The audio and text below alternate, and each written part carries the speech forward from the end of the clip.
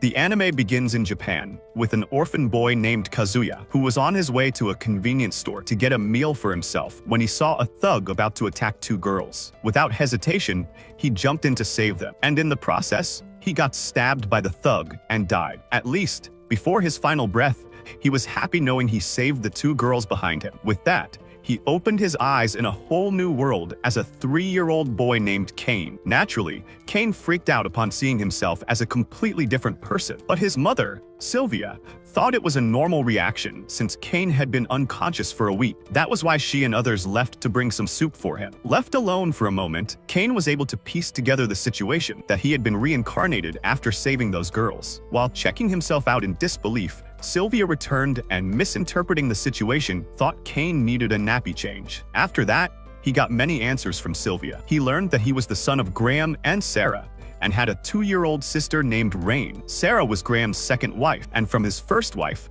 Graham had 2 sons, making Kane the 3rd son of a high-ranking noble. Graham was a margrave who oversaw the southern part of the kingdom and defended it against monsters with the help of adventurers. Kane grew excited upon hearing about magic and such things, but he was still too young to try it out. Showing his eagerness to study, Kane asked for books about magic, but his request was denied because a person must be baptized at the age of 5 before they can use magic. Despite that, Kane had already secretly learned a basic spell. He then began studying the kingdom's history and learned how it was founded by the first king named Yaa, who had a Japanese name, and that all sorts of fantasy beings existed in this world. 2 years passed quickly, and the time came for Kane to go to the church to be baptized. After baptism, everyone received a status window, and Rain demonstrated how hers looked. Kane noticed a certain title in Rain's status, but she quickly hid it. Soon after, they arrived at the church for blessings, and just as Kane knelt, all the statues in the church began to shine. In the blink of an eye, Kane found himself in front of all 7 gods. The god of reincarnation told him bluntly that it hadn't been necessary for him to stop that thug back in Japan. The thug would have been subdued by others, so Kane's death had been meaningless. Still, because it was a good deed, the god of earth had asked for Kane to be reincarnated in this world. Kane admitted that he liked his new life with his family, and hearing this, all the gods, one by one, granted him their blessings. After the ceremony, Graham wanted to check Kane's status, but Kane quickly lied that he had a stomachache and ran off to see it privately. He discovered that his level was far beyond normal. Where level 5 was considered the highest, he was already at level 10. Not only that, but he had the blessings of all 7 gods and the title God's Chosen. Thankfully, the god of creation had given him a camouflage skill to hide all his titles, but he forgot to hide his magic power, item box, and judgment skill, each of which was also overpowered. When Graham eventually found out, he told Sylvia and the butler to never speak of this to anyone else. That same day, Kane noticed a summoning book in his room and decided to try it. He successfully summoned a monster in the backyard, but Rain and Parma got caught up in the situation. Kane jumped in and saved them from the monster, taking some damage, not too serious, and then asked Rain to keep it a secret from their parents. Time passed, and when Kane turned 5, he decided to become an adventurer. Graham arranged for tutors to train him, and in his excitement to meet them, Kane jumped out the window and landed on one of his teachers. She thought he needed nursing, but it was just a misunderstanding. The 2 tutors, Millie and Na, were D-rank adventurers who took Kane to the training grounds, where they were shocked by his swordsmanship skills. Millie challenged Kane herself, but quickly grew tired. Then Kane showed them his magic power, which shocked them even more. Na and Millie were confused because this little boy had blessings from both the god of magic and the god of swordsmanship, plus an item box. Unsure of what they could possibly teach him, they asked Graham for permission to take him outside the mansion so he wouldn't accidentally destroy it. Once at a safe distance, Kane unleashed his mini fire spell, which turned out to be anything but mini, leaving the girls speechless. They assumed he'd be exhausted after casting such a large spell, but Kane still had enough MP to cast more. Suddenly, a fanged rabbit attacked them, and Kane killed it with wind bullets. It was his first kill, so he excitedly showed it to his family. Later, Nina used a search spell to locate more monsters, and Kane managed to copy the spell just by watching her cast it. Together, they killed more monsters, but when Kane tried to follow one deeper into the forest,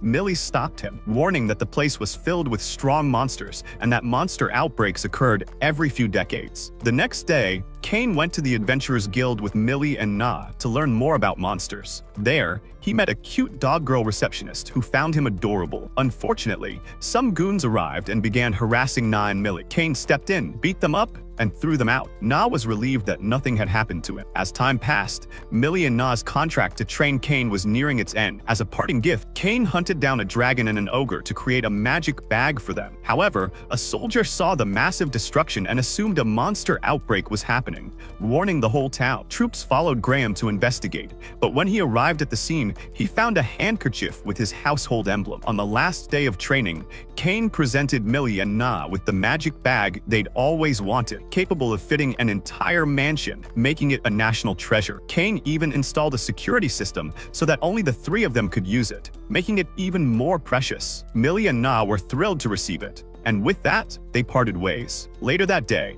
Graham discovered that Kane had been responsible for the forest's destruction and scolded him for a good hour and a half. Still, Kane continued adventuring and even managed to hunt down a red dragon. When he turned 10, it was time for him to travel to the royal capital for his debut in noble society. On the way, through search magic, he detected a large group of monsters attacking people. Graham sent his men ahead, but Kane arrived first and saw at least 50 monsters killing knights. He saved them all, though the knights were initially wary of him. Kane introduced himself as Graham's son, and Graham's knights confirmed his identity. Kane healed the surviving knights and stored the bodies of the fallen. When Graham arrived, he saw that the attacked carriage bore the emblem of Duke Santana. Inside were the Duke's daughter, Miss Silk, and the King's daughter, Princess Tellis, both beautiful and visibly shaken. Kane used a relaxing spell to calm them, and impressed by his bravery, both girls began fawning over him, competing for his attention. Coincidentally, both were also heading to their debut and insisted that Kane ride with them. Sitting close to him, they wouldn't allow him to sit anywhere else and even asked him to call them by their first names, refusing to take no for an answer. They stopped at an inn for the night, but Silk and Tellis didn't want to be separated from Kane. Graham tried to explain that it was inappropriate for a boy to stay with two girls, but they insisted they were still frightened after the earlier attack. Reluctantly, Kane agreed to stay with them. Both girls joined their bed with his, so they could sleep side by side, which, while a good situation for a newcomer like Kane, made him too anxious to sleep. He stayed awake all night while they cuddled him. The next day, they arrived safely in the capital, but the girls still didn't want to be separated from Kane. In front of the vice captain of the Royal Knights, Diam von Gazard, Kane was formally thanked for saving Silk and Tellis and for returning the bodies of the fallen knights. Just as he was about to leave, Diam stopped him. He still had to meet the king. At the royal court, the king learned how Kane had defeated 50 orcs to save Silk and Tellis and had brought back the bodies of the knights. In recognition of his bravery, the king granted him the title of Baron, 10 platinum coins, and his own mansion. Naturally, some objected to giving a 10-year-old such a title, but the king silenced them. Afterward, the king called Kane and Graham to the parlor for a private talk. Duke Eric once again thanked Kane for saving Silk and Tellis. Then, both fathers made an unexpected proposal. They offered their daughters' hands in marriage to Kane. Surprised, Kane was reminded by the king that if word got out Silk and Tellis had slept in the same bed with him, no one would want to marry them. So they wanted Kane to take responsibility. With no way out, Kane accepted the engagement to both Silk and Tellis. The girls were overjoyed and began reminiscing about what had happened that night. Until then, take care. The story begins deep in a quiet forest, where a middle-aged man named Tojima is training alone, punching a tree with sheer determination. Every strike echoes through the woods, a reflection of the passion that still burns within him after all these years. The reason Tojima trains so intensely is rooted in his childhood, a time when he was deeply inspired by his favorite superhero show, Kamen Rider. As a little boy, Tojima was so obsessed with the show that he would skip meals just to watch it. His mother often worried about him not eating enough, but seeing how much joy and excitement her son found in watching his hero fight evil, she felt comforted knowing that he wouldn't feel lonely while she was away working. Those moments before the TV were magical. Little Tojima's eyes sparkled as he watched the Kamen Rider punish the evil organization known as Shocker with unwavering courage and justice. The young boy's heart was filled with admiration, and from that moment, Tojima decided that when he grew up, he would become a hero just like Kamen Rider in real life.